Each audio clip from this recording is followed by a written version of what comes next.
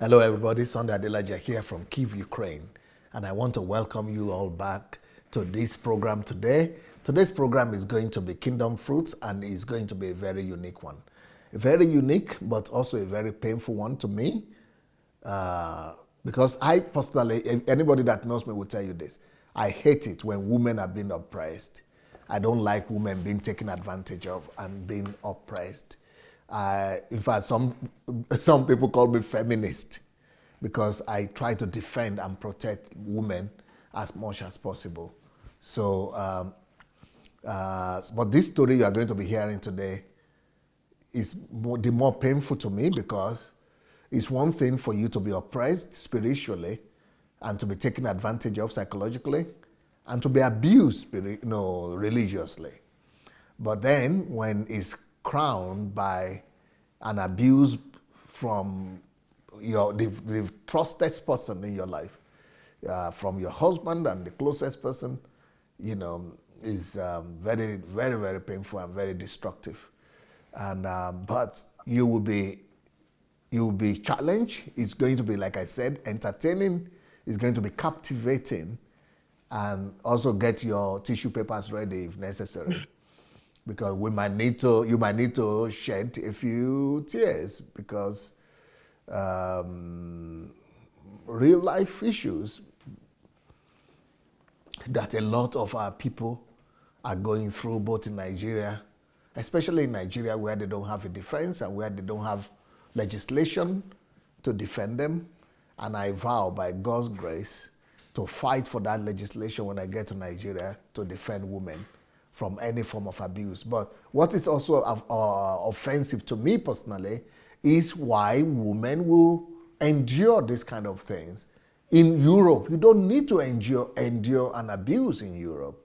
But before we go to that abuse, domestic abuse and things, I would like us to first of all start with church abuse, religious abuse, spiritual abuse. But this lady right now, you would not believe it that she's the one that went through all that, because I mean, just reading her story, she's like a lioness. She's like lion now. Nobody would mess with her like they did before.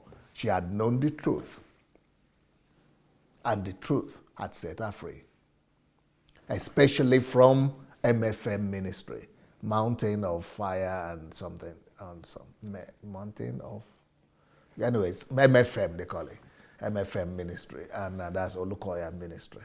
And but they profess to be giving people freedom in that church. Well, really nobody gets freedom. It's all about bondage. You get more bondage in that church than freedom. But this lady started listening to the truth. And without going to any church, the truth set her free. The freedom she couldn't get in those kind of churches, she got that freedom by herself, just listening to messages of freedom and of truth. So, if you don't mind, guys, go and share this message. Please, let it go viral. Go and share to your friends and put in the inboxes of as many people as you know, because this is going to be a story that is going to set a lot of people free, both in the diaspora and back at home as well. And it's like the story of double P. It's going to be a transformational story to everybody, especially to people who are religious, who are in churches, and who are also married to psychopaths and narcissistic manipulators and abusers. So here we go. I'm going to introduce to you today Miss Olu Seun Ogunfadebo. Hello, my sister. Hello, dear say. I said Hello, everybody. I could tell why they had to get you married at 18. Why is that? Because the guys couldn't let you go. I don't know about that. They have to fight for you. How are you? How could you have gone through what you went through and you are looking this good still? Because all along God was with me. Even when I didn't realize what I was in, what I put myself into. He went in there with me. He stayed with me. He covered me. So that's the God that me I serve. But you started your story very well. You escaped from Nigeria with your parents at a young age. Tell us about that. In 1994, my dad came back to Canada. He was he went to university in Toronto in the 70s. So he was already a Canadian citizen. So automatically all his children, even though we were born in Nigeria, we're all Canadian citizens. So in 95, he applied for Canadian passport for us. And I remember going to the airport. How old were you at this point? I was 12. I was 12. So my dad came in 94, we came in 95, and my mom came in 96, because my mom had to go through the immigration process because she's not his child, she's his wife. All right. But the children, but we could come. We came in 95. And I remember at the airport, they wouldn't let us go because they were asking us, you've never stepped outside of Nigeria, and yet you have Canadian passport. So we had to go to the airport, I think about 3 times. And then by the 3rd time, they were ready for us because my dad had called the immigration and they were just like, please come. They took good care of us. They were ready for us. That, these people got their passports in the correct manner, not 419. So your dad had stayed for a long time in Canada for him to have been able to secure his Yes. citizenship. Yes. But he never wanted to come back to Canada, from what I heard from my mom. He just wanted to stay in Nigeria. But we were in boarding school. And every time in boarding school, they were always having all these crises. And they send us back home. And, when they're driving us to boarding school, they have tires burning on the road, all those things. So my dad was like, enough of all this drama. Time to go back to Canada. So then he brought us here. And I came here, did repeated junior high, did high school, then did university, college here, right here in Canada. How come I'm still able to understand your accent? I don't know, it refused to go. I lived in Ibadan, so it's a strong accent. Yeah, but maybe you also maintain relationship with Nigerians over there. Oh, yes. I think because when you come with your parents, they are not really, they affiliate more with people of where they're coming from. Right. So you go to the Nigerian church, you see Nigerian people, you don't really step outside much, unless they're working at home. So I was in that environment. I just grew up in the same, followed them to church. I was very young. I just followed. And you are going to Nigerian church as well? Yes. So in Nigeria, we were going to CSC, but when we got here, there was no Nigerian church actually. So we started initially to be going to this Western church. It was nice, but my family and other Nigerians, they're not really comfortable with that. They need where there's fire, where there's dancing and all the gyrating, like you say. They are not looking for God, they are looking for culture. Yeah, because they're comfortable. It's comfortable. They are looking for comfort rather than for God, right? Rather than for truth. Rather than for truth. Beautiful. Yeah. So eventually, I remember my parents and some other people were pushing for a Nigerian church to come. So when they kept doing that, a CSC pastor was supposed to come, I think maybe from Nigeria, and something happened. I think he passed away. Then somehow they found out that there's MFM in Toronto, and people kept saying MFM is like CSC. MFM is Mountain of Fire and Miracles Ministry. Oh, right. I was trying to remember what they call it. Mountain of Fire and Miracles Ministry. And Miracles Ministry. Yes. So people were telling my parents that it's like CSC. So they decided then to get in touch with some people, and somehow they brought MFM to Calgary, Canada, and it actually started in my parents' house. No.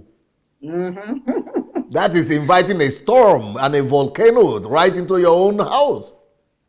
And me, there was no choir member, so I was the only choir. I was just pushed right into that. I was. So you know that ministry from inside out.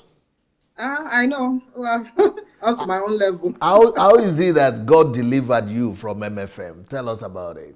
with all those enemies and all those hatred and confusion and suspicion, absence of truth, even absence of understanding of Christ himself. Growing up here, I listening to MFM prayers, I kind of felt a little uncomfortable. I felt uncomfortable, and I will mention it. By that time, I had married. So I married in 2001, and they came in 2002. So, but whenever I say anything, they'll be like, "It's okay. It's all the enemy of our father's house," and it's just this superstition thing that our parents have grown up with, that you need to pray those prayers. And then when I the got very married, same thing that was happening in our African, yes, African background. yes, and because after I married, I wasn't getting pregnant, and when I get pregnant, I miscarried. So all the more reason to be in MFM and be praying those prayers. So, but why? Because they emphasize those kind of things? Because as soon as you marry in our culture, you have to have a baby. Okay. And when people know that you are miscarrying, even me, I wasn't feeling so. I think maybe because I didn't grow up really in Nigeria, I wasn't feeling so much pressure. But the church people will be telling me, "We're praying for you this time next year. This time next year, we're praying for you," And then you have to do the prayers, and then even people from church were the ones giving me phone numbers of prophets, wolis in Nigeria that call this man, he'll pray with you. Call that person, he'll pray with you. I wasn't. Were you desperate to have children like that? That young? I wasn't. But your environment, this was the only environment I had. This, family, culture, I'm not out there. And then I'm married to a Nigerian. Ooh. It's not like he himself was really pressuring me, but the whole world, and he was older than me, so people were. You were as young as 8. You were as young as 18 when you married. Yes. What made your parents to even allow that to happen? That's there is nobody. No parent in their common sense, normal people, should allow that to happen for any reason. Well, the way the whole thing actually worked is, it's surreal that sometimes I wonder how it was planned out. My parents never told me to marry, and they did ask me, "Are you willing to go through this? Are you ready?" etc. They asked. But me, I don't know. It's like sometimes when you're not prepared for something, and suddenly it's like the heavens and the earth have programmed something for you. And you just, because you didn't know what marriage entails. You were just thinking. I didn't know. And me, I have this sat, which is what gets people like us into trouble. You want to, you're a doer, you take care of people, you take care of things. Since I was young, I'm the first of 7 children. Ooh. From my mom. Mm-hmm. So, I'm the eldest. I've cooked, I've cleaned, I've taken care of people. So when you have that heart of caring for other people, marriage is just you're just entering into another caretaker, caring for somebody else. So you just finished high school. Mm-hmm. But because Nigerian parents, as far as at least when I was young like this, at least from Yoruba side, I knew that once you finish high school, you must go for education. Yoruba people were university. So who thinks about marriage after high school? I wasn't thinking about it. It came to find me, which is, I will say, something that happens also when your daughters are not prepared for life. Okay. And when they know nothing and they're just growing up, they know nothing about anything. I remember you had a program and somebody was asking if it's okay to be talking to your children about marital discord happening in the home, and you said the reason they don't want you to talk about it is because they don't want you to pick sides of either father or mother, but you should still have the information about what goes on in the home, in marriages. I had no idea about anything. Nobody tells us anything, and I'm coming also from this background where they do eyes like this, meaning don't talk. Yeah, that is commonly Nigerian though. So they don't. I didn't hear anything about anything. Me, I just thought it's called the plague of silence. Of silence. Yeah. Now I know. So I wasn't prepared in my mind that a guy can come at 18, 19, 20. I just wasn't prepared at all. So when he came, it was just, and also when you have daughters that have fathers, but the fathers have not really implemented a whole lot in the lives of their daughters. So, so that daughter is also seeking a male attention or attention of any kind. Right, right, Yeah. right, So it's right, not like I was seeking it, but it's like an unconscious thing inside right. you that Beautiful, when you yeah. now see somebody paying attention to you, you'll go Right, for it. right, Yeah. right, right, So right, they didn't push me. My right. parents didn't push me to go into it. They asked me that are you ready to marry and whatever. And me, I said yes, because this man is there, is somewhat taking care of me, and I don't know anything else. I've never had an uncle, I've never had anybody, just living in our own little Christian home, you know. And how So old was he? How much older was he than you? 21 years older than me. No. No, you are not serious now. Mm-hmm. Yeah, yeah. No, it can't be true. It's true. So you were 18 and he was how old? I think almost 40 or 40 at that time. No, I was almost 19 when I got married. So it was about 40.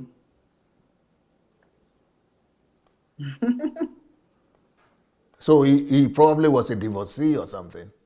No, he told me he has never married, and he was supposed to marry someone, but it didn't work out in Nigeria. That's what I heard. And I didn't even hear so many. I didn't hear a lot of things until years later. It's like every 2 years or 3 years, I'll be hearing something new, something new. Something So new like what? you know, that she was supposed to come to Canada, but it didn't work out. The paperwork didn't work out. I didn't know that when I got married. I think I heard this one about maybe 5, 6 years ago. Yeah, and that they've been on and off for years. I was just stupid, just don't know nothing. That's why it's so dangerous for a girl that is not aware of life, of men, of people, to just go into relationships. And he was very aware. Obviously, I'm a church girl. In Nigeria, I was going to CAC. That's what we did, just church, church, church. And then I'm in Canada. All I know also is church. So he's aware. Other people that are older than me are aware that I don't have knowledge about life. That I don't have knowledge about human beings, about people. I can't read between the lines, and I can't really ask that people should tell me the truth, because I assume everybody's telling the truth.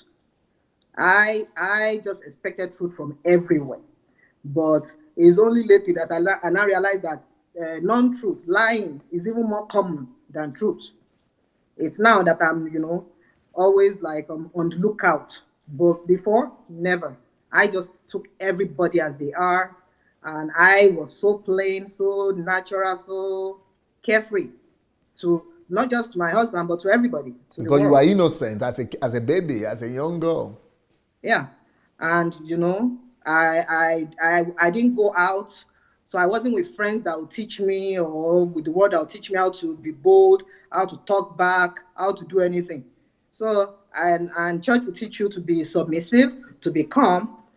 In a way, I was also trying to use my mind with the little that I've learned from here. But every time I try to do that, they will push me back. And one thing that he will do, my husband will do, is he will call my parents. My parents, everybody is here in Canada. So whenever we have disagreements, he'll call them. And because they don't want disgrace, they don't want a marital situation that leads to divorce and all that. And that will They bring will them shame. shame, yes. So they did everything in their power. They were gagging you. Oh yeah, to stop me from talking, from they will just say just whatever he wants. And Everything. sometimes the church encourages that too. Yes, but even before the church, it was only in the last 2, 3 years that I started talking to pastors about it. Before, I wasn't even a talker. I wasn't somebody that would go to my parents. I didn't grow up like that. But he was the one. It's now that I realized what he was doing was just manipulating them too. so that they can oppress me and keep me down so I can be all nice and obedient. So he actually just needed a slave girl. I guess, yeah. And you didn't have to work too hard for that. It's something that I knew how to do. I grew up doing. So to me, it was natural. I didn't go into marriage thinking I'm just going to lie down and not do things. Even if, when I'm sitting somewhere, I'm not comfortable, that I'm in somebody's house, they're in the kitchen, and I'm not helping. So me, I was just always doing. So it was very convenient for him until towards the end. I'll say towards 2-3 years ago, when I now started pulling back, started saying no, you know, then it became a problem. Because at that time I saw that I was only doing, I wasn't getting anything, and I was so drained. Every energy, everything that I had inside and by me was this time gone. you had had a miscarriage. Between 2001 and 2011, I had 5 documented miscarriages. And out of the 5, two of them I delivered. Like I had to go through like labor pains in the hospital, like I'm having a baby. So that happened. No, that is so traumatic. Yeah. Even one, but talk less of delivering dead babies, stillbirth. Yeah. That is so And psychologically damaging. How did you survive that, my dear? what I realized now was that I was internalizing everything. I think initially when I lost those babies, especially the 2 that 5. that I saw. In Europe, I mean, in Canada, Canada, yeah. not in Nigeria. Mm-hmm. 5 Yeah. miscarriages. People have more. I've heard people have had 8 miscarriages. It happens. Yes. Yes. I know people that have had more. What was the medical explanation? But also, I There think it was also because you were putting on, all the pressure. You were pressure. Yeah. internalizing all the pressure, but you I didn't think it have the was, yeah. peace and the comfort. Yes. You're right about that. I'm sensitive. I'm a sensitive, emotional, psychological, spiritual person. And then when you are locked up too. Mm-hmm. So and also that time I was in MFM, and all the stories you'll be hearing is even some people called me here, a couple of pastors in Canada here, and they said a prophet is coming. I should come to their house. So I went to their house, and this man said to me that the reason I'm miscarrying is because some people will put they'll put some sort of juju thing in one corner, and whenever I get pregnant, they will now use a big knife, that thing in Nigeria. They will now use it to cut the juju, and that is when I'll miscarry. That's what the man said, the prophet. And then another prophet. All these prophets are by church people. So this one again, another church member in MFM gave me a number of prophets in Nigeria, and that man said, if I know anybody coming to Canada, he's going to send me yam to eat. So I said to that one, by that time my head was becoming correct. So I told him I don't know anybody coming. But he also told me that I should send him money and give him, and that he's going to use that money, he's going to divide it into 3 envelopes. And one is going to give one envelope to somebody that is struggling to have a child, another person that is a widow, another person that is something, I can't remember. So that all those things will not happen to me. So the people that gave me those numbers, I'll go back to them and say, you said this person is a prophet, they are church people.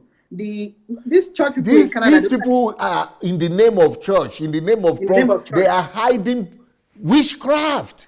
Yes. And Babalawo practices people. All these people who are talking about demons, and these are they themselves are the demons. Yes, it's people in the church that were giving me the numbers and were calling these people on my behalf. So I sent the money, I remember, but I never followed up. But when I went back to look that, you said these people are prophets. They'll tell me, yes, they're prophet, they're woli, they're CSC, I'm woli. Okay. And another one is a friend that goes to MFM too, gave me the number. She and other groups, some friends in Europe and everybody, they'll be calling this man to be praying for them.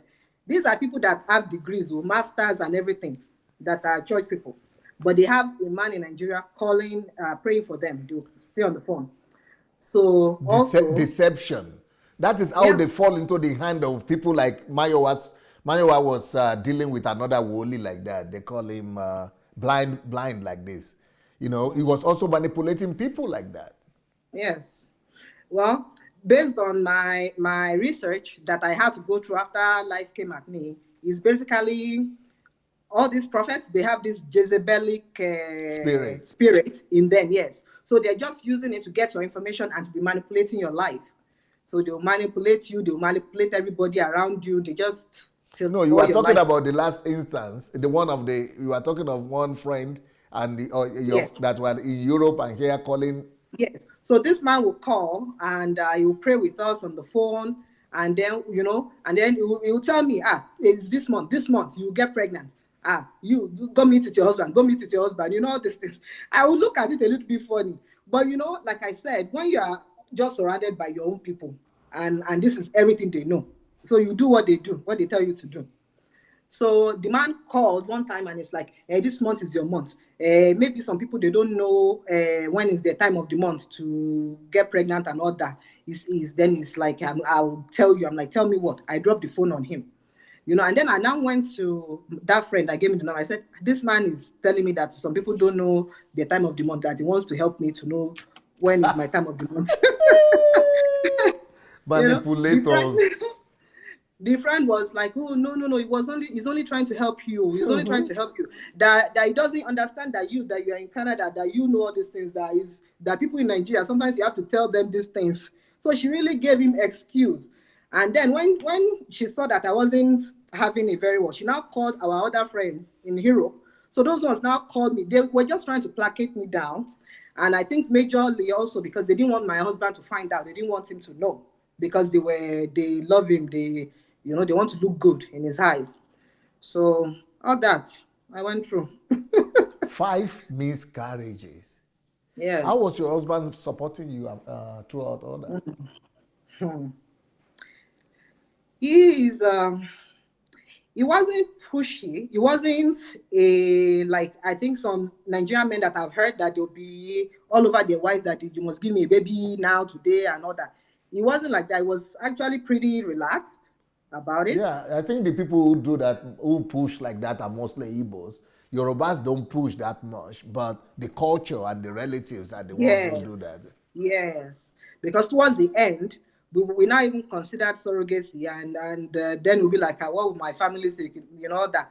But by that time, my relationship with God was developing, and I knew that God didn't want me to enter into such thing. And really, basically, all that I did, and before all those 5 miscarriages, I would do IVF treatments and all kinds of IUI treatments to get pregnant. Yeah.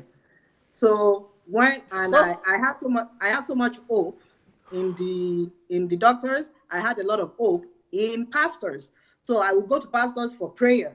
There was one time when I was pregnant, a pastor had come into town, and it was even one of my sisters that drove me to see him, because when I'm pregnant, they won't let me drive. So when we went to see him, you won't believe, that very night, I ended up having a miscarriage at the hospital. After his So prayer.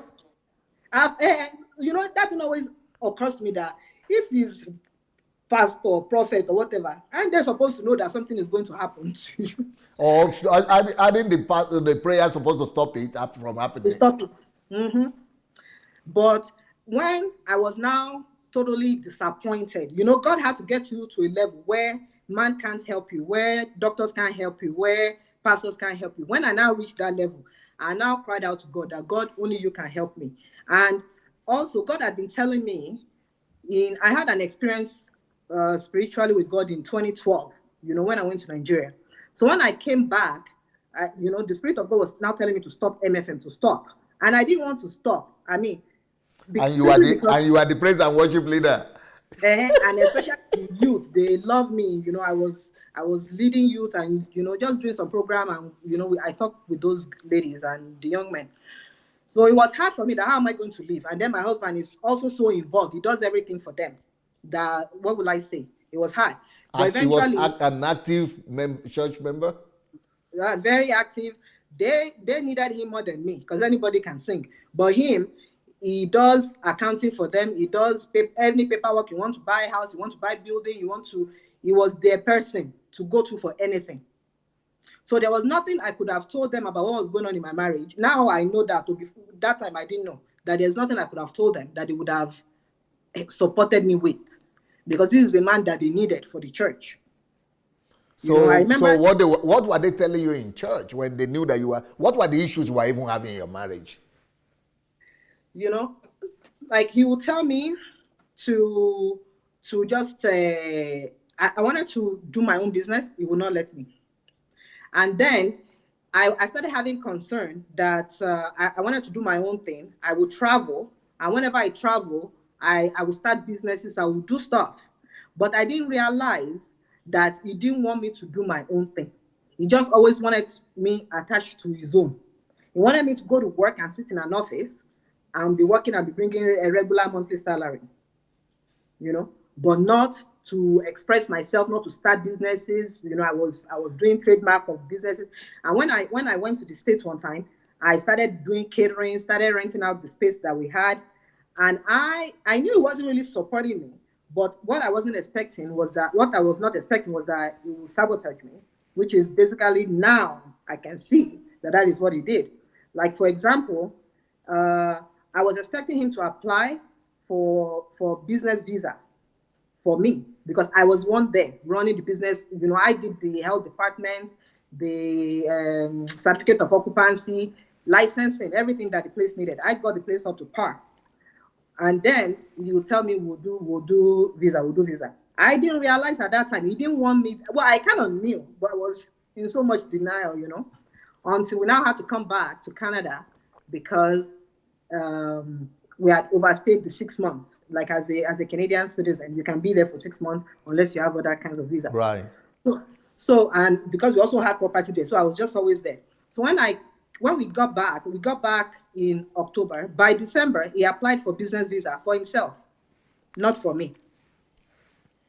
And he's not there. I was the one that was there that did everything. He needed you to be under control. Yeah. And the way he will manipulate not just me, but my parents. Whenever we had the disagreements, they will come, they will tell me to just be a good wife, a good wife. Is what do you call it? Submissive. Submissive, yes, to their husband and all that. And everything I wanted to do was a problem. My friends became his friends, all my friends. So I didn't know that's what they do too. That all your. So I at the end I had nobody.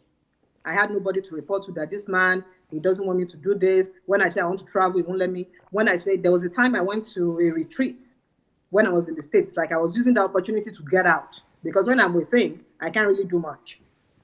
And because I went, and one of my daughters told him that I had gone overnight, and I think it was a one night. It was supposed to be 2 or 3 nights, but we only did one night. He got angry, furious, where did I go, etc.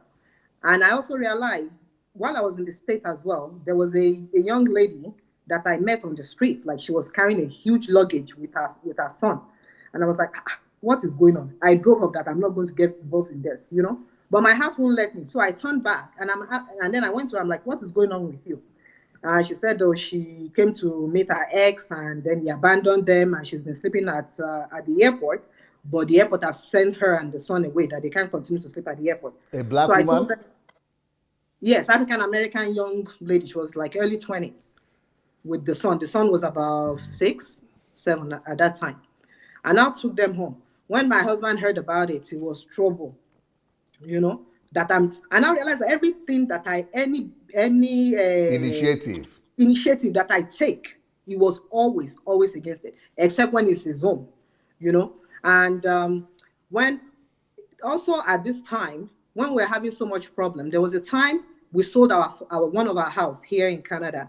He wanted to sell it to his friend, and I didn't want the house sold to a friend. It was just a weird situation, but it kept coming at me. What was so hard about it? It kept coming at me. And this is a man that will ignore me in the house. And suddenly, because you want to sell this thing to this person, he will send me emails, send me texts, everything. So I just ignored it. Eventually, he now said he had to travel to the state, to our place. When he now went, he now said, even when he went, it was my half sister and a friend that came to pick him up in the house. I didn't know anything about it. Like, he just relates to my family, relates to everybody on his own. They don't take any permission from me. So they took him, and then when he got to the state, my parents, a few days later, they asked me, "Have you heard from him?" I said no. They said, "What happened?" I said, we're having disagreements before he left. They're like, "You should call him, call him." I said, "No, that is the head of the house. He's supposed to call and ask after his family." They just pushed me that I should call. So I think that night, and I picked up the phone and called him. And then he said to me, "How are the children?" I said, "The children are fine." He said, "Oh, my cousins are here. Would you like to speak to them?" I said, "Cousin, you know." So I'm like, "What cousin?" He said, "His cousins from Nigeria." So I'm like, "His cousins from Nigeria are in our home in the state." I didn't know anything about it. So I called another of his cousins that's in the US. In the next morning, I'm like, "What is going on?" The lady said, "Oh, I had a feeling you didn't know what was happening. But what happened was last weekend, your husband came to our place. This is another state in the US. That he came over there, and because their grandma and their cousins, everybody were there, and then he asked them to go with him back to our own place in the US, and I had no idea, you know." So she told me this, and that time I was like, "I don't even have a marriage." When he came back, I asked him, I said, "Why did you do this?" He said, "Don't I know what I did? That I thought it was because I didn't sign the You didn't papers for support the the house." sale. Oh yeah. Yes, he told me it's because in the house all week throughout that period, I was ignoring him, and I didn't give him food, etc. I'm like, that was just shocking, you know. But was, and I wasn't a talker. I wasn't someone that talks to people like that. So I was internalizing every little thing, including the pain of the miscarriage. I didn't go for the only counseling that I did was counseling because I started my master's degree in psychology. I didn't finish. When I started it, you are required to to go for Counseling. counseling yourself. Yeah. Yeah, 2 times, and I did that. But what I also realized he was doing was he started telling people that I have psychological problem or something. That's why I'm going for counseling. He won't tell them that it's because of school. Like, where would I get money to just be going for counseling like that? But people are not even ready to listen to me. Not ready at all. It was him. And I People think love this him. is one of the disadvantages of marrying somebody who is too much older than you, because he was Yeah. actually manipulating you. Yeah. Now I He know. needed an obedient lady, And girl, I little was girl, initially. that will just be like, know her place, but not an equal partner. Yes. And initially I was that obedient. I was good. But as I grew, I started, my Yeah, mind because you started are working. becoming more matured. Yes, my brain started working. And then when that started happening, I started, taking some initiative, and I guess he wasn't really liking it. But what could he do? Until, I think, yeah. And then I started, whenever I went to the States to have my daughter, my biological daughter in 2013. You So we eventually started got going, pregnant. yes. And that pregnancy, all I did was go to the doctor, and I told, and lady, a Nigerian doctor, she just gave me Clomid. That's all, Wow. to make you ovulate. So So simple. no prophets and IVF, MFM. no MFM, no pastor, nobody. And I made sure that time I had learned my lesson. That time I was like, no pastor. I didn't even have trust in doctors anymore. I just told God, God, take me through this. So immediately I got You pregnant. see, I didn't tell personal anybody. relationship with God is the Yes, bottom line everywhere. it was. It was what saved me. That period, I was in Canada here, I think for about 2, 3 months of my initial pregnancy. Didn't tell nobody. And then I now went to the Good. States. I went to the States, and that's where I had her. And it was even after I had her that people knew that I was even pregnant in the first place. They didn't know. Beautiful. So, yeah, So it was none of the GOs and the prophets will none. take credit. By that time, I had learned. And before then, because I was trying to get pregnant, like I had gone to see Dr. Lukoya in Canada here, in Nigeria. I've seen all their pastors, they've prayed, we've done deliverance, prayer, all kinds of stuff. You know, where did he get me? Nowhere. So It's manipulation. I knew by that time that it's me and God. And I told God, handle it. And he did. Wow. So the problem you were having with your ex that was pushing you to those prayers and those churches is just because of this kind of disagreement? Or it was suffocating you or something, not giving you the freedom to live your life? Yes. I didn't have the freedom to live my life, to be myself, to express myself. Whenever I want to talk to him, like husband and wife, and have disagreements, disagreements are never ever solved, ever, because it will tell me I'm the one with the problem. It will And tell you are me, the one to apologize. oh yes, and even if he didn't make me, guess what? It's our people that will make me. I remember one time, I'm not sure if it was him or myself that called another family. So this lady came with me that let's go talk to him. Let's go talk to him. So when we got to him, she now said, let's she knelt down in front of him and to beg on my behalf. Me, I'm looking at her, that what is she doing? Me, I thought she and I were coming to tell him everything he has done wrong. But the Yoruba culture now, not just Yoruba, Yeah, I Nigeria, didn't the know. women are I didn't always know. the one that is at fault. Yeah, I had no idea. I didn't see it. So she knelt down and then she was looking at me like, I should do this. I'm like, what is she doing? Making eyes at me that I should do the same. And I did. This was the early part of our marriage. So you So become the one that is guilty. guilty of everything. It's me. So whenever we're having disagreements, he will not say, I did anything, I did anything. Even there, before I got married, that's how dumb and stupid. He gave me a card that I should go see somebody to talk to them. And what had happened is before the marriage, we were seeing this Counselor. commissioner, and all these people that were going to do the marriage, and you have to go for registry to sign some stuff. So I just thought it's another person that I'm going for. So what happened is he gave me a card that I should go see a man. So when I got there, it was the lawyer. In fact, I was looking for my wedding shoe when I went. My mom was with me. I got there, and it turned out to be a lawyer's office. And the man came and he brought out all this big paperwork and he's talking. Oh, this is what you have. This is what your husband has, etc., etc. When he was saying all that, I felt uneasy, but I didn't have information. I didn't have knowledge to put my hands on what on earth he was saying. So I signed and I left.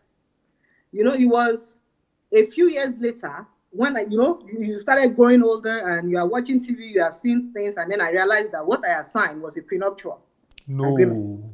Yeah, he didn't tell me go and sign a prenuptial. He didn't say that, and I didn't even know what it was. And whenever I now tell him that why would you make me sign such a thing, he said that a fool at 40 is a fool forever. That what will he tell people if I decide to leave him and I decide to take everything that he has? That was the excuse. So I remember when we were having another one of our issue, I stopped my parents from coming into the situation.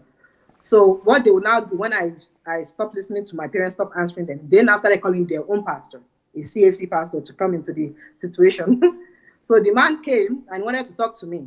And initially with this man, before he met my husband, I started going to him and myself and a friend for Bible study. He seems to know Bible. And I told him what was happening in my marriage. The man said to me, Talo fie foko, meaning who gave you husband? After I told him the gravity of everything, including this prenuptial thing, he said, Talo fie foko. That who Guess gave what? you out To marriage. in marriage? To marry this man, yes.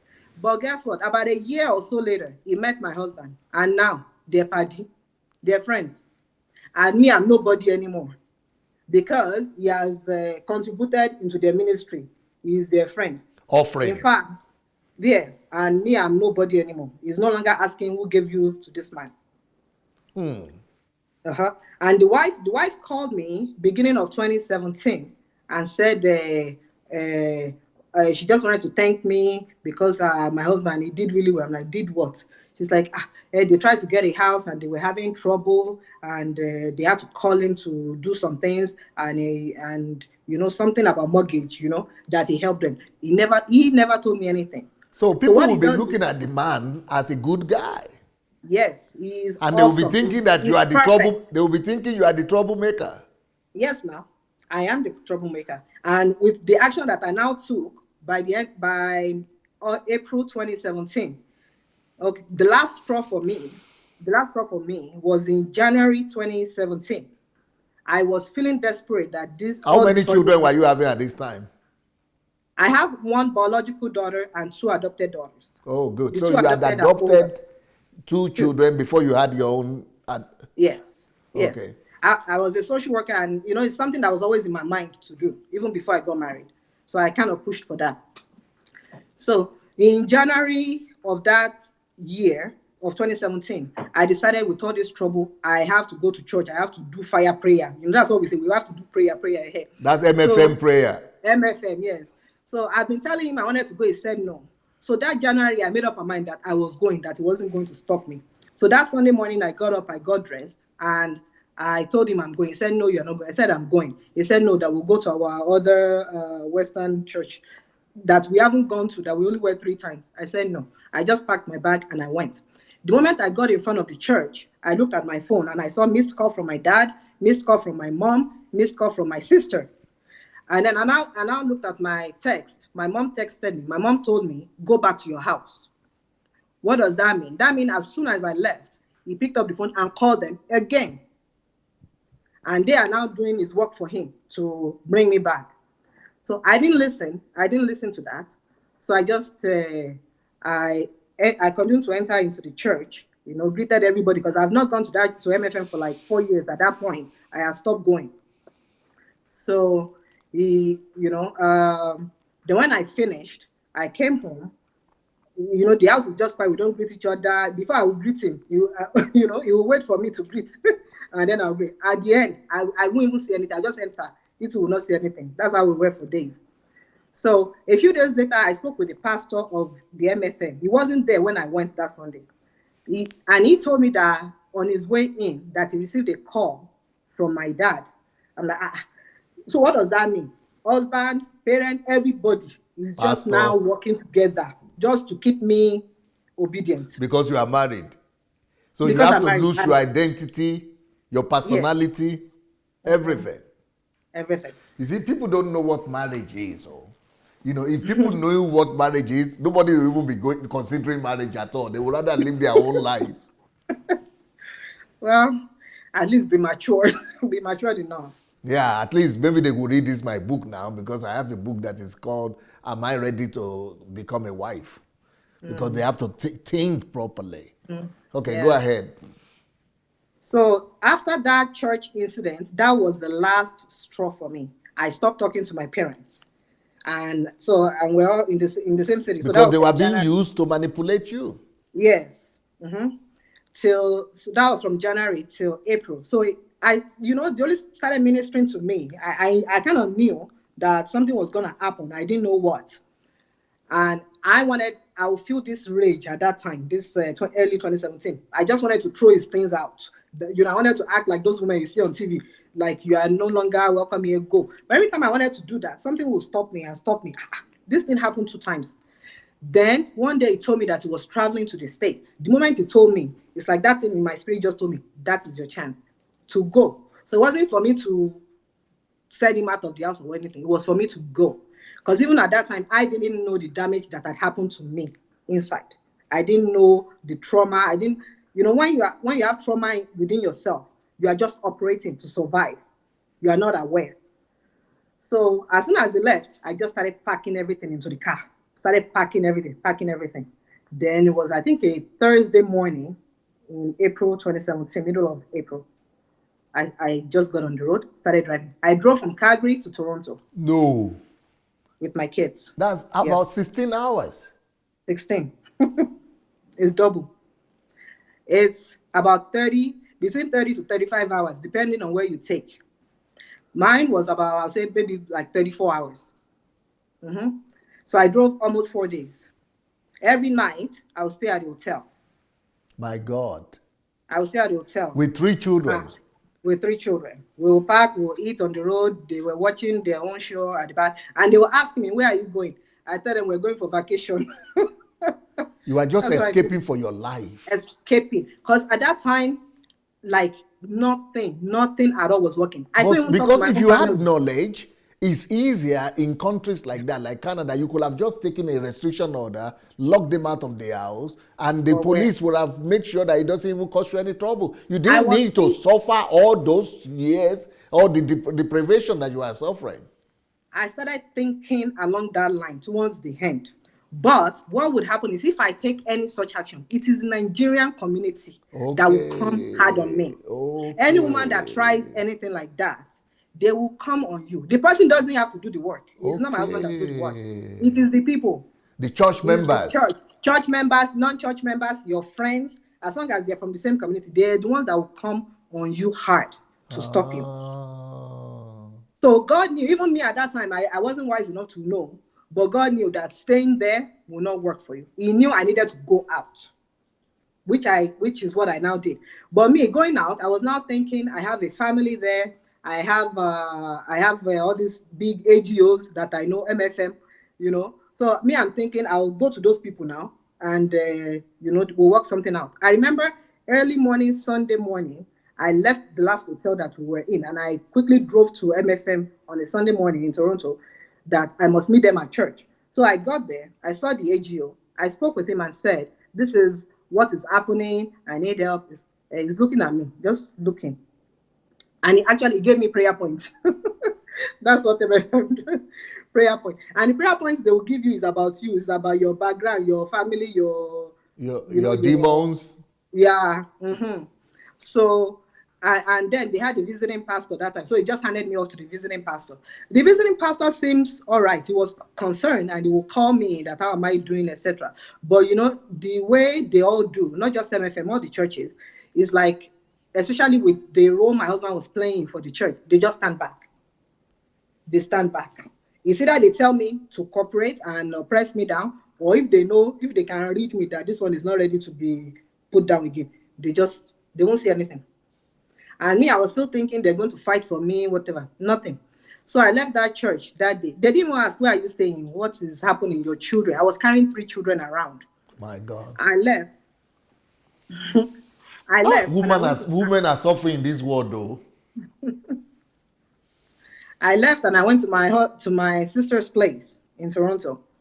And they welcomed me, and then they're like, how could I have driven this thing? And then it's like, we have to call him. They have to do the proper Nigerian thing, which is to call him and put the marriage together, not really processing what is going on.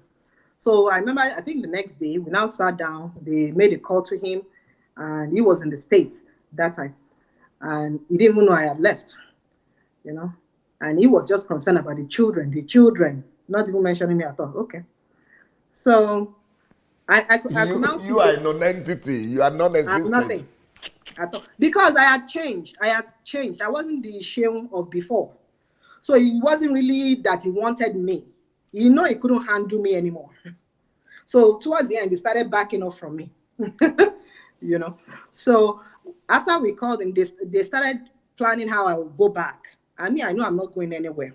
So I one time they went out, my sister and the husband. So these people are so transfixed on just making people come together, even if you are Yeah. dying there. So they don't really Yes. care about you. It is And just they are about the so-called marriage. Pastors too. They are pastors. So that will tell you what their own congregation is, just by fire, by force, the marriage must remain, no matter what is Even going if you are no dying. matter what. Yes, die there. They will tell you are the one that signed the papers. You are the one that agreed. They will be like, was I the one that asked you to do it?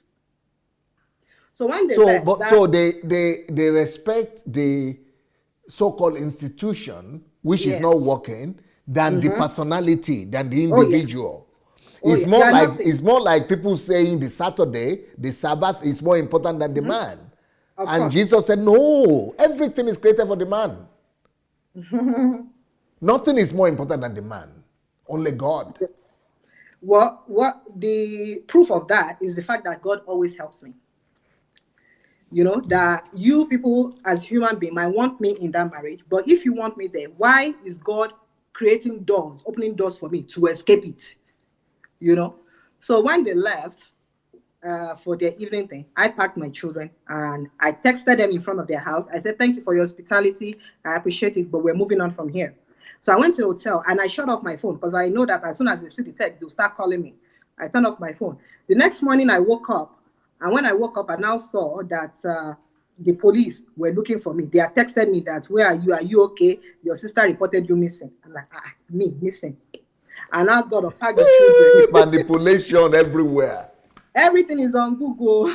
Google as a missing person. They did a missing persons report on me. It was all over. The only person, 2 people told me about it. A young. But they knew you were not missing now. They knew. But because they are trying to still, when the enemy wants to get you, he came after me with everything. And me too, by that time. I think I would say my children strengthened me. Because I think this fight, God knew I couldn't fight it before. But when children came and I started having to be responsible, I started becoming stronger. So I was ready. So when I saw that they said I'm missing, I'm like, okay, I got dressed, put makeup on, got ready. But me, I'm not missing. So I packed the children. We went to a police station, but it turned out not to be. It was more of an investigative place. But I saw a policewoman there. She said, just reply the person that texted you. So I replied that lady.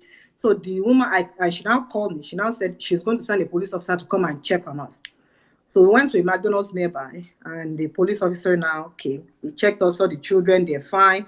And then I remember he asked that which one of them has a medical issue, because one of my adopted daughters has diabetes. Okay. And I'm sure they had used that too, that maybe I'm not caring for the child, or I'm, all that, how they was just twist things. So it was, the children were playing. So he saw them that they were fine. And then he looked in my car and he saw that I had packed everything I can possibly pack. So he knew that I was using my head to leave, that I didn't just disappear. You didn't lose your mind. Yes. He now called me back. He said, what do you want to do? Do you want to go back or do you want to stay? I said, I'm not going anywhere. He told me, he said, go to a shelter. They will help you. Shelter. In my life, I've never, ever entertained such, I thought shelter is for homeless people on the streets. Even though I did social work, but I never worked in that line. I worked with foster kids. So, and group home kids. So when he said shelter, I just ignored him. But I had met this Spanish lady in Toronto briefly, and I told her what the policeman said. She said, yes, let's call. So she picked up the phone and started calling, making all the calls. A stranger, a total stranger. A stranger that I met inside church, inside MFM church. A Oyinbo woman, which means, I'm telling you, it's like God was just preparing because he knows Nigeria will not help me. Even your own family was not helping you. Yeah, because they wanted to keep everything nice and perfect. So, and that was why, even when I left, they didn't know I left. I just packed with my kids and left. So when the lady called these shelters, they now called us and we went to a family shelter. It was a nice place outside of Toronto, very nice. They took good care of us. I had peace. They took care of the children, my children that even more than your husband was taking care of you. Yes, because they had programs for children. So it's like, even me, I'm always, taking care of the children. For the first time, I had my time. My God. They registered the children peace of mind. Aftercare for school. Yes. They registered them for camp. I could breathe. It was the best time, honestly. Can you imagine what if this had been in Africa, when there is no help, nowhere to go? Mm-hmm. People remain in places, in marriages that are killing them. And funny, it's even the police officer that they called that said, go to a shelter. Wow. So every time they take a negative step, somehow God will just turn it into positive for me. That's what was happening. So your husband was not trying to get you to apologize? And he never apologized. He would just say, come. He even sent me, after I left, he sent me money and I didn't take it. He did e-transfer. Because I'm like, why would I take money you are not giving me when I was with you? Because what he will do is he will now start telling people, see, she doesn't even have money. I'm the one sponsoring her. I'm the one giving her money. So I knew that was gonna happen. So I didn't take it. Another one of my sister, my biological sister, good, very nice one. They're all good, but she's like, I don't know. She just Understanding, loves me. very understanding. Yes, yes. So she also sent me money. I didn't take it. I told her when it's my 40th birthday, then you can spend it on me. I didn't want to take anybody's money and then they'll start saying story how they have to give me whatever. I know she wouldn't do that, but he would. He would. So, and then they now found us housing, and eventually I now moved into housing end of October 2017. And it was when I now moved into the housing, I started praying, started fasting, I had Wi-Fi. So I had time to go online and research about trauma, about abuse. And then it's like, I now started seeing myself inside everything I'm reading, everything I'm learning. I'm like, this is me, this is me. And that awareness is almost is painful, because you now, the pain that you've not allowed yourself to feel all those years, you now started coming out, So after You had only internalized all the pain. all the pain. But when the truth was now right in my face, I was feeling it in my body. I laid down on the chair for like a week one time, and I was having headaches. It was kind of like my 1 week depressive mood, and God left me there. After that, He knows that I'm not the depressive kind. So I got up, and then I also had a revelation about you that I think maybe I had seen you on YouTube. But I didn't watch you. I didn't know anything about you. I didn't follow. I don't even remember whatever. But when I had that revelation, it was so major that this is the way. So I now went online. It was a dream? Dream is different from revelation, sir. This one was the one you will see. He's basically telling me you're doing something big, and I need to be inside that thing. It's that deep. So when So you went to look for yes, my videos? I went because I knew God is telling me how you are going to survive this, because it was a lot of witchcraft attack. I think even from all this MFM, all this prayer. And I'm sure an MFM they will be praying all witchcraft. Yes. So I will be dreaming that they are after me, that they didn't want me to come back to Calgary. Things were just bad. So when I now had that revelation, I now went online. I started listening to you. I didn't even have a Facebook account. I had it was YouTube for a long time. Then eventually I now open a Facebook, and I started listening to you. I went backwards. I think when I first started listening to you, we were doing love. That time I couldn't handle love, so I didn't watch that one. It was too difficult for you. Yeah. I wasn't there at all.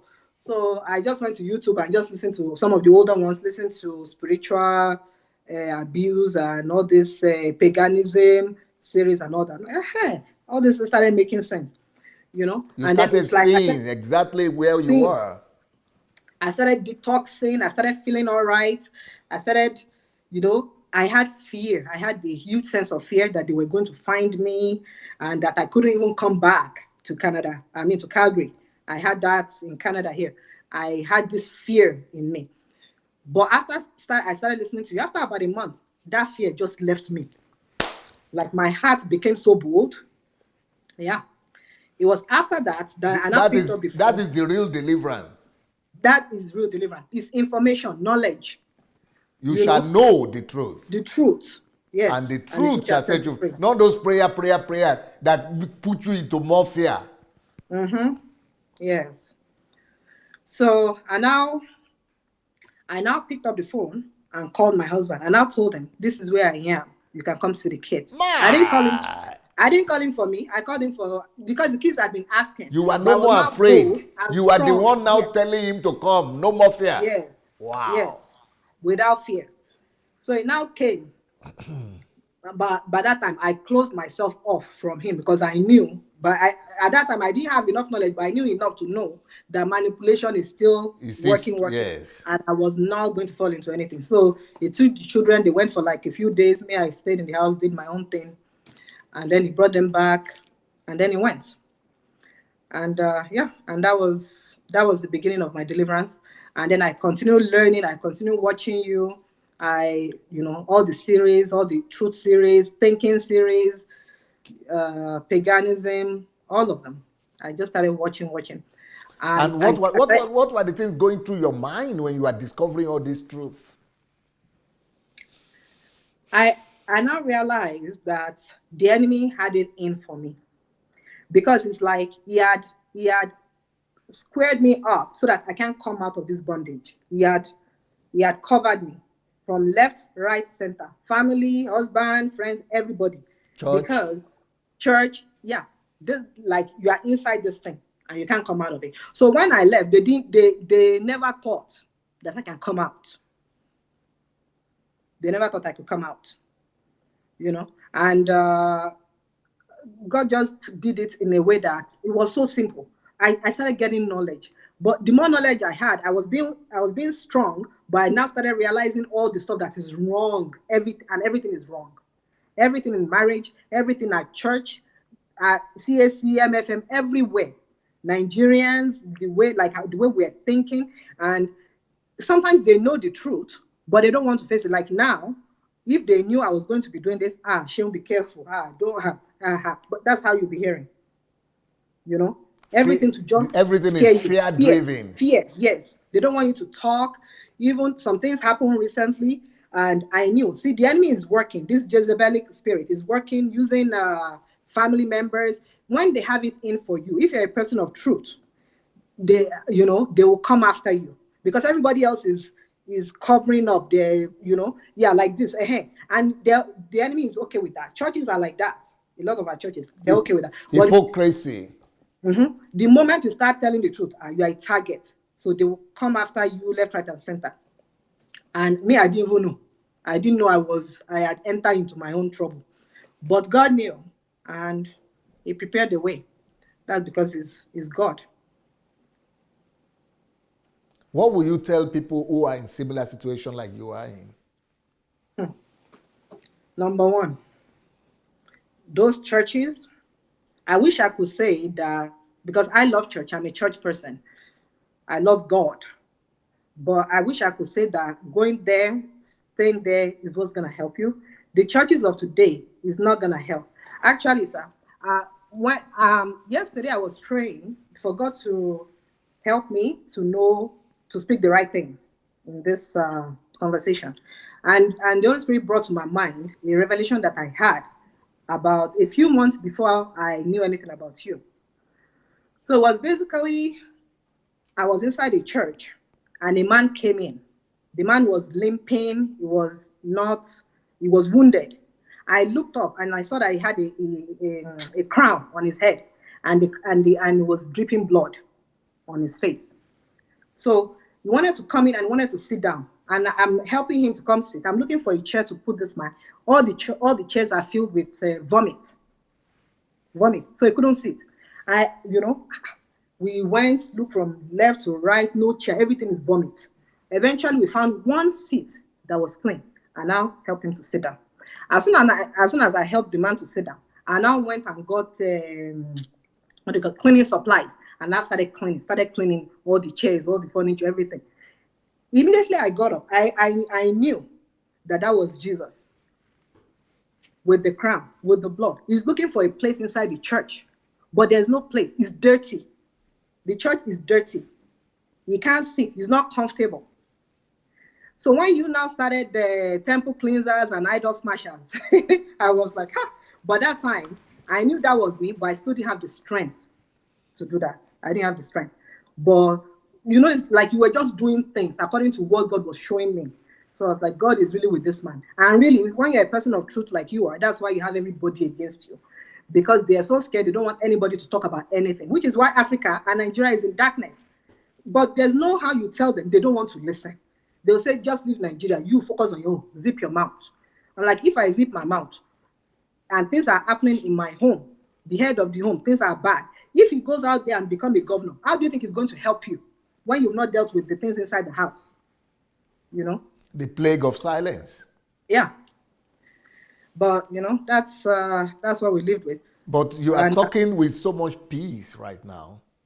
I have peace. Oh, and then after I have listened, and I started taking action, started taking charge of my life. And of course, they're looking at me like, hey, this girl, what is she doing? Taking videos, spreading news. Because I now realize that if you don't expose things, the enemy will continue to manipulate, to put deception and manipulate people against each other. So I started exposing some stuff in my own environment. So, and then towards the end of December, the Lord started telling me that it's time to turn back. I'm like, turn back. Go back to I enjoy, Calgary. Calgary. I enjoyed my peace. I had peace. I'm somebody that I can be in the house 4 days. I'm not moved. So I like the peace. So I was fighting it. So in December, I came. I thought after my little drama that that would be the end of it. When I got back, they won't leave me alone. That it's time to go back. So immediately I went online, found tickets, and that's why I said, you know, a ticket that normally will cost you 600, 700, 800, it was $200 for return per person. And like this God, sha.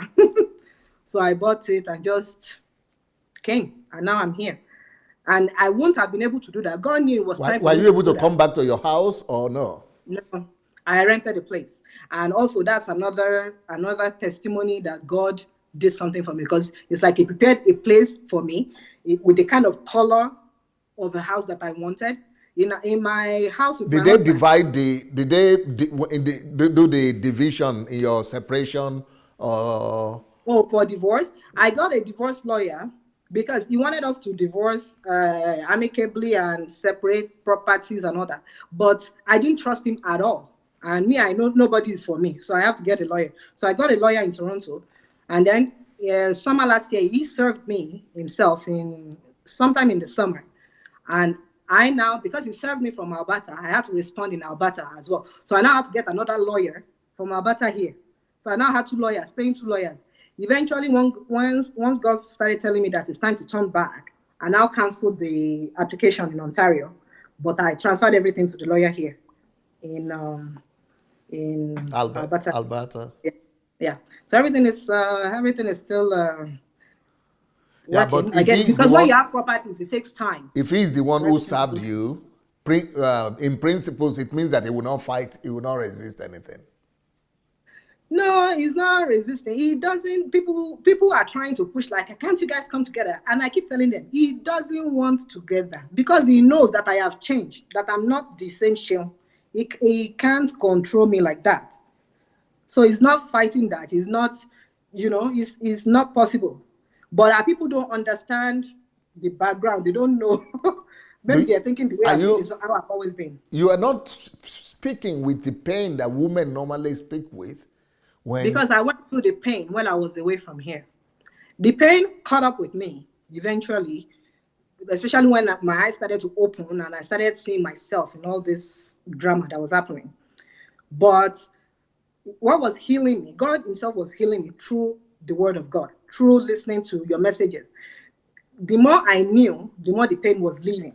And, unfortunately, even people online at DSA family, they will notice I was reserved, very reserved, because I'm not used to being out there like that. A very nice, lovely lady on the platform, she tried to be nice to me. She came at me like this, and me, I'm like, the way she was coming, me, I just ran back. A very loving person, because I'm not, when you are involved in an abusive relationship, you are not expressive. You don't have to be open. jovial with people and be open. Yes. So you are just always inwards. Not that that's how I was made, but situation makes you like that. And I got so scared. I'm scared about everything and everybody.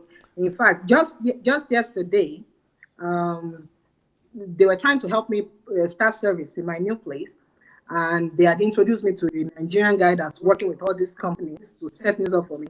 And he sent me an agreement to sign. I saw the agreement. I started like this agreement. I started looking at it funny, funny. So I went back to the people that introduced me. I'm like, I can't sign that, that it looks funny. Eventually the man called me, he explained the paperwork, I went on it, and everything is right and true. But I get scared when you tell me to sign Because anything now. once wounded, Ah, twice it careful. was, yeah. So I'm like apologizing to them, apologizing to the guy. He was very nice about it. It's like, it's okay. I'm like, God help me. It takes time to get all these things out of your system. You don't know, but you're acting it out because it's there. I did a series on abuse, right? Mm-hmm. I did a series on spiritual and religious abuse. Mm-hmm. So if you have not watched it, it might be a good one. They I are, watched some of yeah, mm. because I gave steps on recovery, on how to be healed.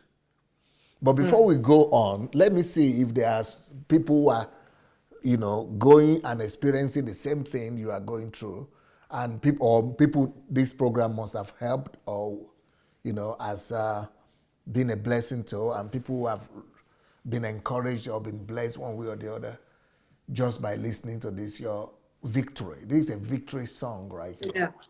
And I want to call them, tell them to call into the program. And the way to call to this program is to go to Facebook Messenger. And when you get to Facebook Messenger, look for Move Agents, one word, Move Agents. And so write that you want to call to Move Agents, and we will call you back. So go to Move Agents and just write that you would like to call, and we will call you back. Now, first of all, your name is Olu Seun. Is it one word or two words? It's one word, but I separated it because at work, I was working as a social worker. People can't call Seun very well. They call it Shun, Shaw, all that. So I started using Olu. That's what they call me. But my family, people that knows me very well, is Seun. So either way, but I like Seun actually. I like both. Okay. But Seun is good. But how come you are so bold to come out like this? It's And you are so free, and you are so free too. I can't tell. I can't trace any of these things on your face. I will say, if anybody is going through anything, take time out. The time that I had helped me. I had the time. And when you are taking time out, really stay away from Take time out to heal, right? To heal, yes. It takes time, it takes work, and you cannot be in the same environment as the people that wants you to keep operating the same way. Because as you are trying to heal, they'll keep trying to drag you back towards not healing. So you are advising them to leave the church, to leave the environment? Leave the church, leave the environment if you can. At least, even if it's not abuse from home, if it's just church problem, stay off church for like 3 months. Don't, and with this prayers, MFM prayer and all this CAC prayer, everything, enemy, just take at least 3 months to yourself without listening to those things. When you stop listening, you will detox from it because it's not in your mind. You're not going to dream about it. All the enemy that's after you in the dream and all the fighting will stop. It will just stop. And then you put because your mind is already filled with negative things, you have to put positive things inside it to push it out, which is what I did with your messages.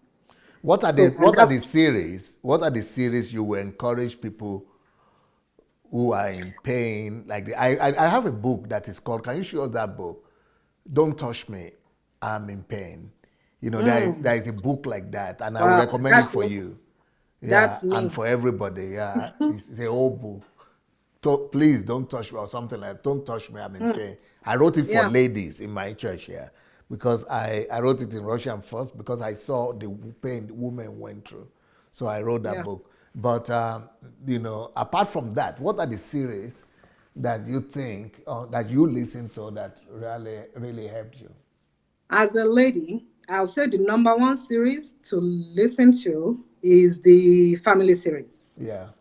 Not the part about husband, wife, whatever, but the one mostly about being single and all the stuff you need to know and what you need to be before even contemplating marriage.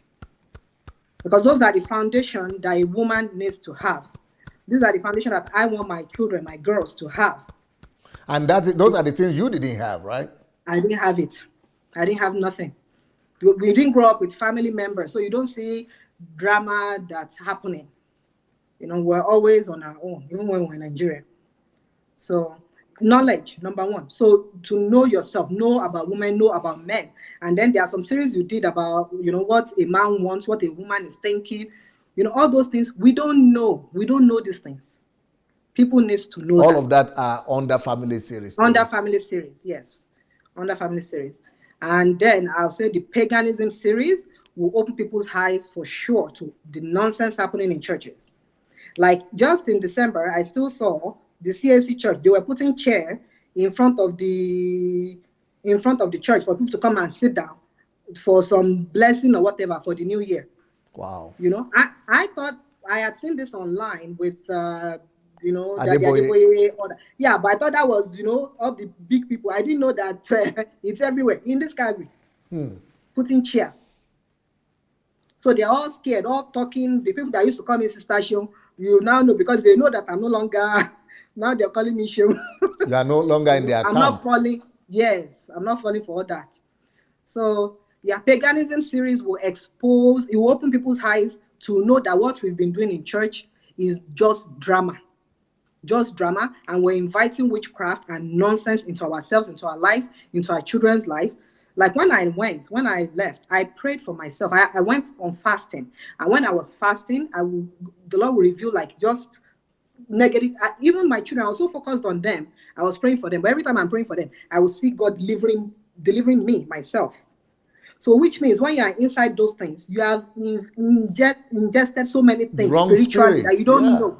Yes, Wrong spirit. you don't know. Especially that mountain of fire kind of church. Is When I left, the deliverance that I started seeing happening to myself, to my children, but it cannot happen when you are in there. It cannot happen. There was a lady, when she first started coming, years ago, I saw her, she and the husband and kid, I think she had one child at the time, looking okay, normal. A few days ago, when I saw her, she had left MFM to another church, but she just looks, you know, no earring, no makeup. They are driven now to insanity. She looks horrible, and the marriage is no longer exists. Gone. So, you know, that is happening, and it's really bad what is happening. But they will make you think, I must look this way, I must look that way. That's the only way I'm serving Jesus. That's the only way I'm a child of God. After somebody got in touch with me, I think in December, and the person, after almost 2 years of no contact, she's now asking me, are you born again? The reason I knew, they're asking, are you born again? Because they're wondering why they can no longer control you. Okay, I think I have a caller. Hello. Good afternoon, sir. Good afternoon, sir. Is that Charles?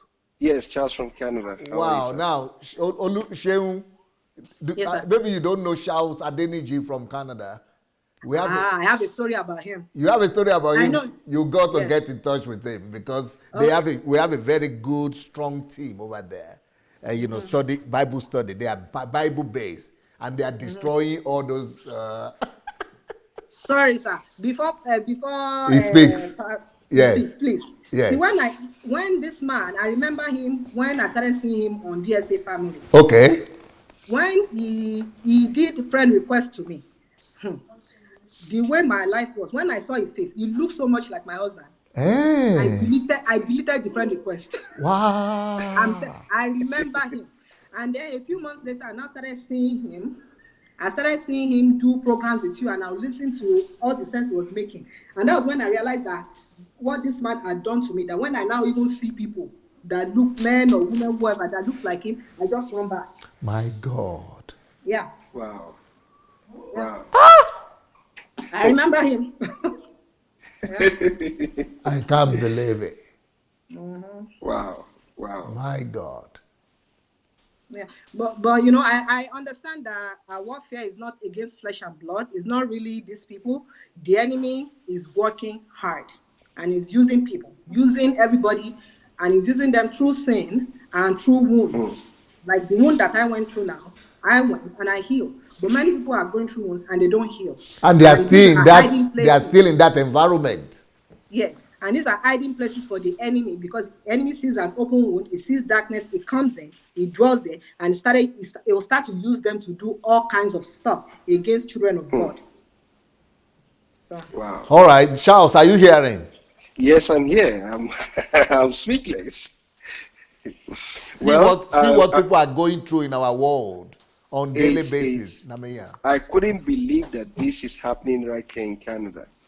But you see, I want to say congratulations to Sister Sheung for how God has helped her and how she also cooperated with the move of God.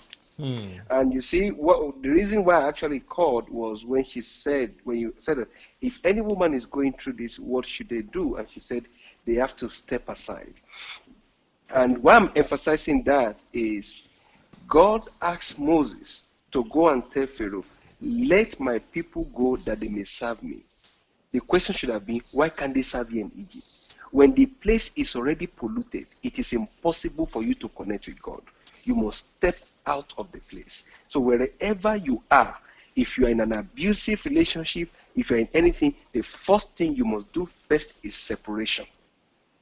Don't even think of, divorce process. No, first step out of that situation. Also, if you're in a place that is called in organized churches, Hello? that the place is the place that is not built on the truth and righteousness of God, if you don't step out, you cannot be out of the delusion and the manipulations of man.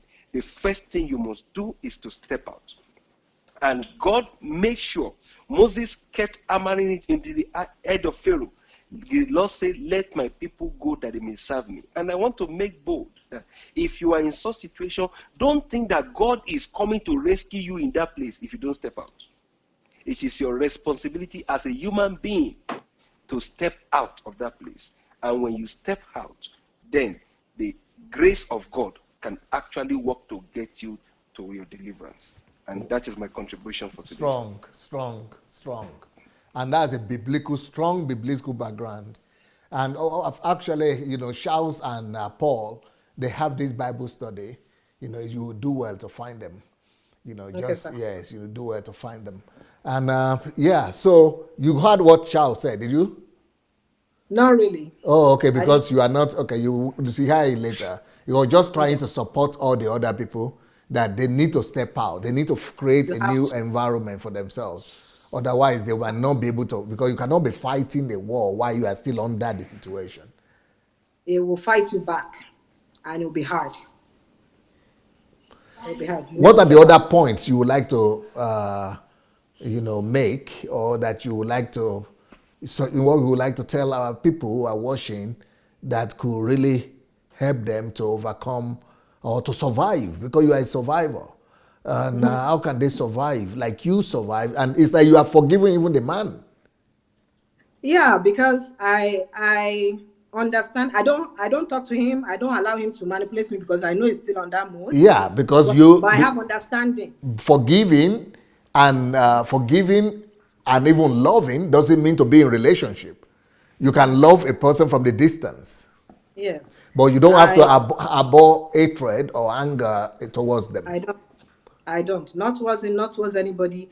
I have understanding about his own background and sometimes what leads to these things. And it's unfortunate that in Africa, when you are going through anything, as a lady, they don't want you to express yourself. You are not encouraged to talk about it, to get healing about it. They don't give you that opportunity.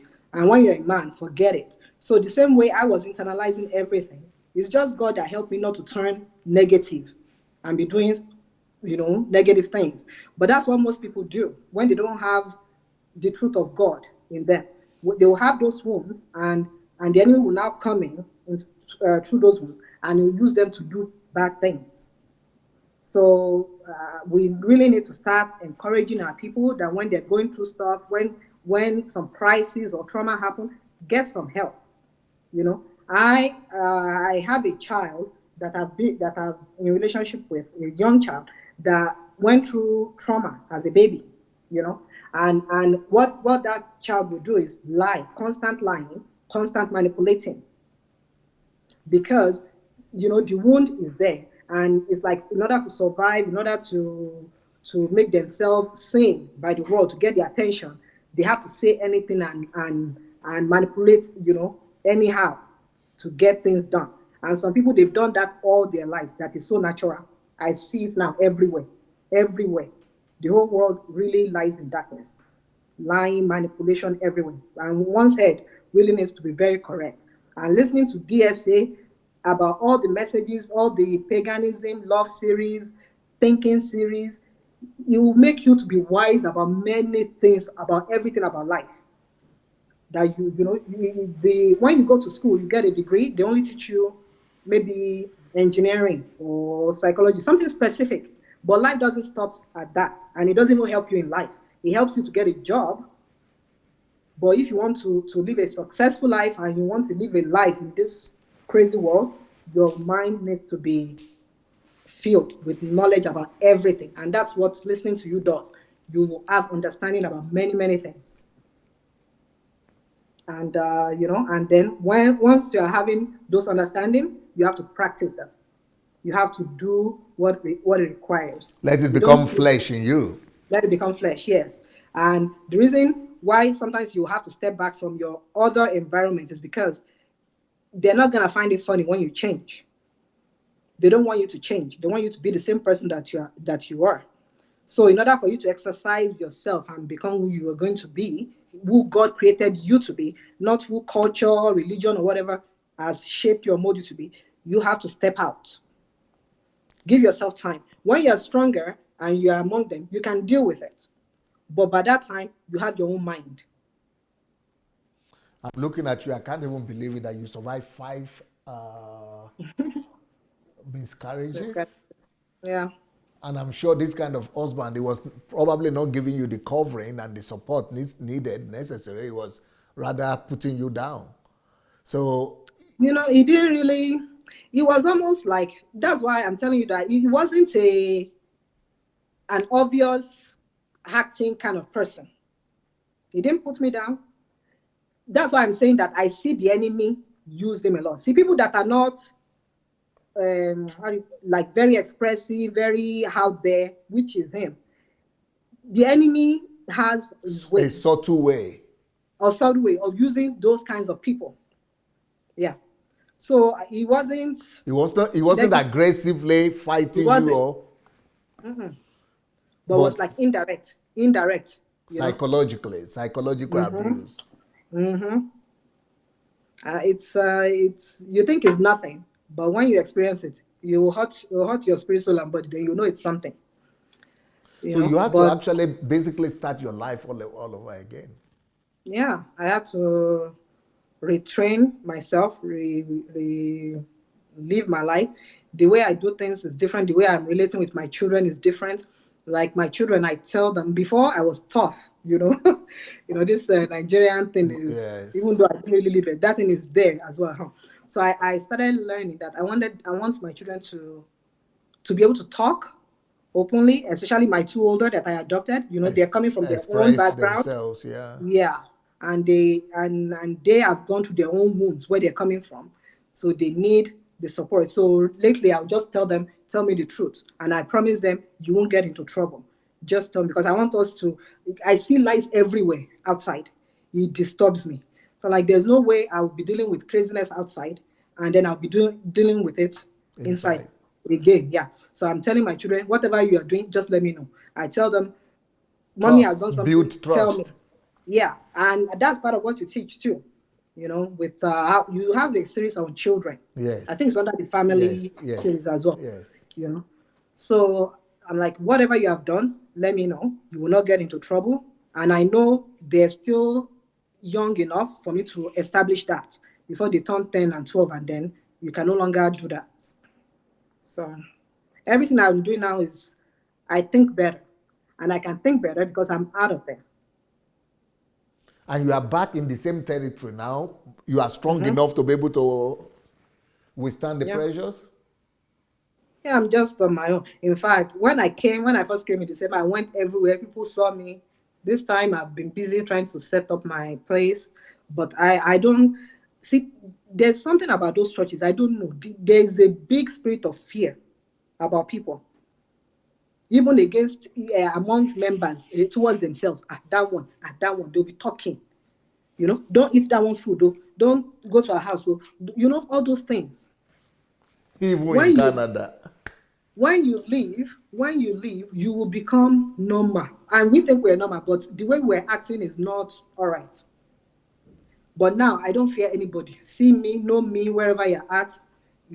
This is my place. Anywhere that God tells me to go, I'm going. And I'm going to show up everywhere. You became the owner of your life. You took your life back. Thanks to you, DSA. And I'll say, when you are going to church, you have the tendency to be going to pastors. Tell me, what will my future be like? Well, what am I supposed to do? But when you're on your own, then the Holy Spirit himself will direct you. Yes. And that's the best way, because he knows your front, he knows your back. He knows what you don't know. Personal relationship with your father. Yeah, it's best to listen to that one. But when you're listening to other people, they don't know anything. They don't have the information about your life. And they replace God in your life. It's syncretism. Yes. Mm-hmm. You are giving them power to over your life. You. Yes. Yes. And I realize that now. Ogunfadebo. All those while they were bringing those people into my life to come and talk into my marriage, I was handing over my power to them. So if anything is wrong, I'll be going to them and see. Your last name, Ogunfadebo, that's your husband's name. That's my married name. Because that's Ijebu's name. Ijebu name. Yes. Sir. Do you want to get your name back, or you want to keep this one? I don't want my maiden name either. So I have a name. That's why I use Quino. Quino is a name that I came up with. A few years ago, I went for a retreat in Las Vegas, and I had to come up with a business name. So I came up with it. Then later on, when I wanted to start using it for business, I trademark it. Oh. So it's not like I want to be called Olu Seun Quino, but I don't want. It became your name. It's my name, yeah. And you are a queen. And you are a queen too. Thank you. That's why I put it. That is Queen and O for Olu Seun. Right. Beautiful. Well, Sister Seun, Sister Quino, you have really been a deliverer today. You are no more a survivor, but a deliverer. Because you have set so many people free already today.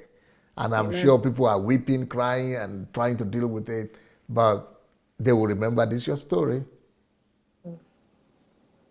And it will take them to where they need to be. Thank you for deciding to come. Thank you for exercising this true freedom and true liberty. Which is only possible when you do what needs to be done. When you seek after proper deliverance, not church falling down deliverance, but deliverance of the truth of the word of God. Listen to DS's messages, listen to register for the mentorship program, go for the HMTs. I'm still coming for HMTs, sir.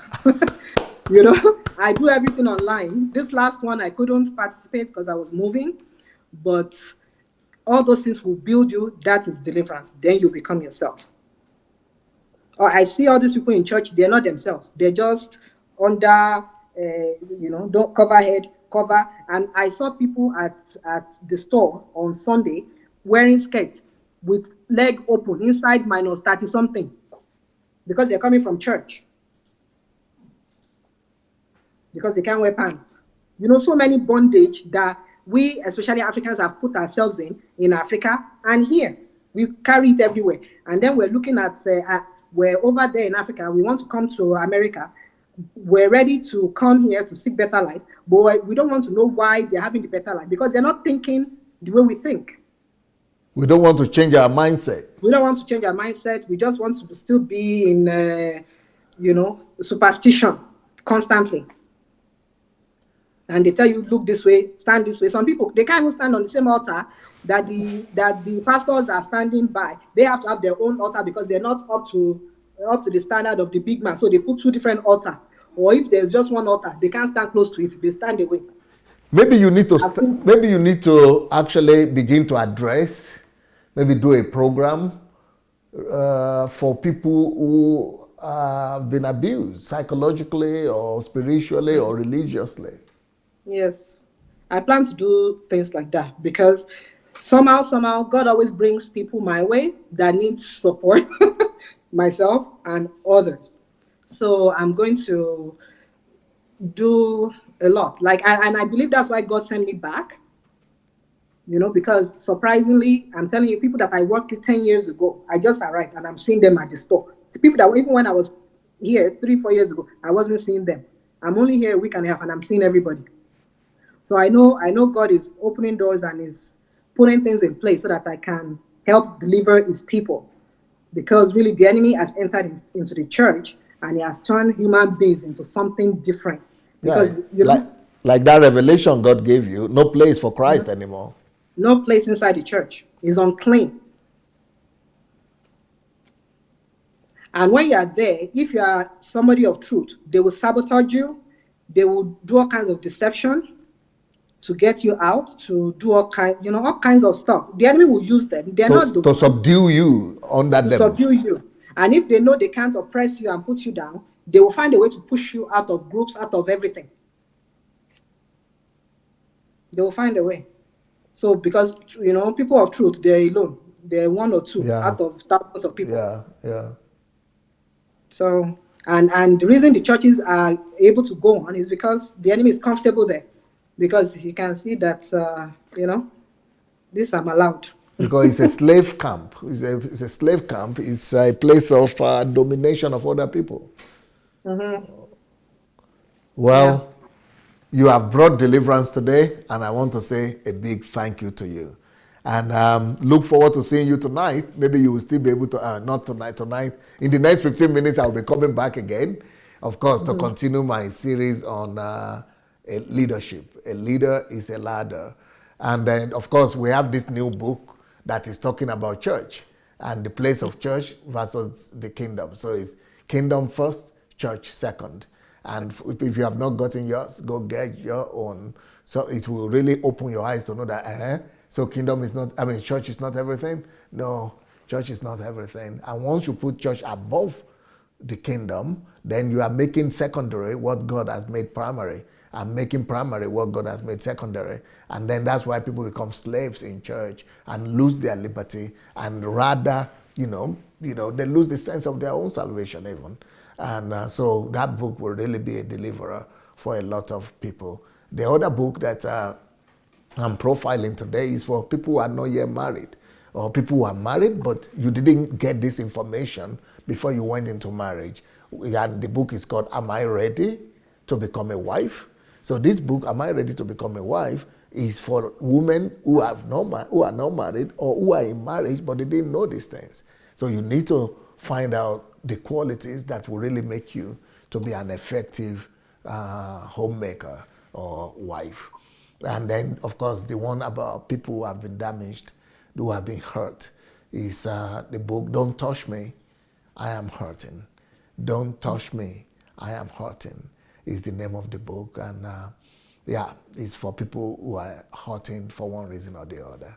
So, but in the next 15 minutes, I'll be coming back. But I've really enjoyed myself thoroughly today, thanks to Koino. Thank you so much. And have a wonderful... Thank you, Yes, go ahead. Thank you, everybody. Yes, and thank you so much. See you. Blessings. See you later. Bye. Thank you, bye.